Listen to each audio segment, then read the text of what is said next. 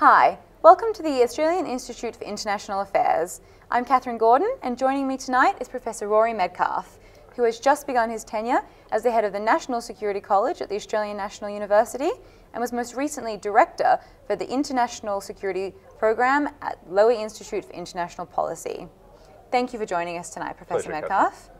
Now, I'd like to first of all ask you about an issue that you've written and spoken about previously, and that's this idea that Australia needs to think anew about its national security policy. Can you just tell us what you think has caused this shift that's triggered this rethink? Well, I guess there are changes in our external circumstances. Every generation says that their era is one of great uncertainty and change, but I think in a security sense, ours really is that era. I think the years ahead will really determine whether Australia can be on a secure and stable and prosperous footing, really for much of the century to come. Secondly, I think there's some significant steps taking place in reviewing policy at the moment, not only by government at the highest level, but also throughout the bureaucracy. Some interesting reviews, defence white paper, cyber security, counter-terrorism, and so forth. And I think if you like, the convergence of all these factors gives us an opportunity as a society to think hard about what kind of security future do we need as a country. Yeah, it's an interesting point, and you've also mentioned that there may be a gap between Australia's national interests and our own ability to protect them. What do you think is the most significant of these capability gaps, and where should our efforts be most focused? Well, it's, I guess, a truism to say that every country has a gap between its interests and its capabilities, but Australia again is quite exceptional in that as a power in a globalising world, as a middle power with an enormous geographical responsibility, our territory, our maritime jurisdiction and so forth, and our energy and other lifelines to the world, Australia's interests far outweigh our capabilities to protect them or advance them single-handedly, and this places really quite an extraordinary premium on partnerships with other countries. Now, this doesn't mean, of course, that we shouldn't try to develop our own capabilities, our defence force, our intelligence services and so forth, but it does mean that the best we can really do is to make a contribution, and it's the credibility and the quality of that contribution that will help us secure the partnerships we need to fill the gap. Yeah, and speaking of these middle player coalitions, you've argued particularly for us to develop relationships like this with India and Japan.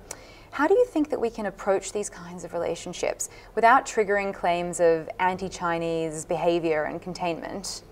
Look, there always will be claims, if you like, that middle powers or any powers really other than China forming security alignments or security dialogues in Asia is going to amount to, I guess, an embryonic form of balancing or in extremis containment. I don't agree with the term containment in an Asian security context because nobody is trying economically to contain China in the way that the Soviet Union was contained during the Cold War. Now, I fully accept that there are perception issues to be dealt with as Australia strengthens its security relationship with Japan, with India, with, at some point in the future, again, I think Indonesia, with Singapore, with Vietnam, with South Korea, with all sorts of interesting partners that are not China and that are not the United States.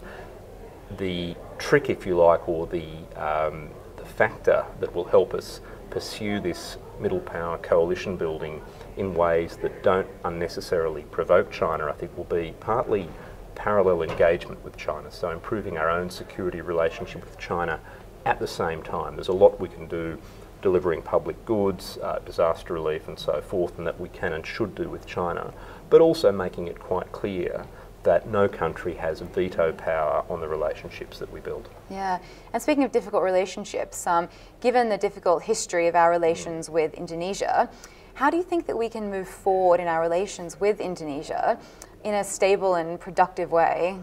Well, look, now is, if you like, not a time to be talking in great depth about the security relationship with Indonesia. There's obviously going to be great difficulties in advancing that relationship in the near future following the executions, and I guess that's something we have to deal with. I talk about a country having to maintain a degree of self-respect in its diplomacy, and of course now is not a time for for Australia to be focusing on the security relationship with Indonesia somehow at the expense of these political and really societal dimensions of self-respect and principle. In the long term, we need a security relationship with Indonesia. They need one with us, and we will come back to that somehow or other in the months and years ahead. How important do you think public participation is in these sorts of national security debates, and how can we encourage public participation? Well, I argue both in my speech here at the AIIA and in previous speeches I've made that we need a more inclusive sense of security in Australia.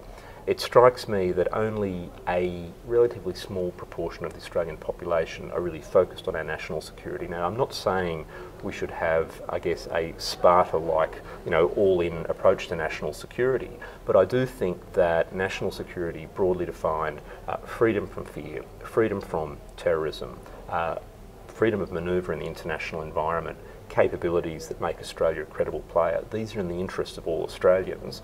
And we need to find new narratives that will engage a wider part of the Australian community, including migrant communities, including all elements of the political spectrum, in contributing to Australian national security and defining what Australian national security means. That's about politics, but it's also about, I guess, a more consultative approach by the policy-making bureaucracy. And I would like to think that second-track players such as the AIIA, such as the National Security College, can help to build those conversations. Well, great. Thank you very much. And thank you all for watching tonight. If you'd like to hear Rory's full presentation that he's giving the ACT branch, you can visit our website at internationalaffairs.org.au.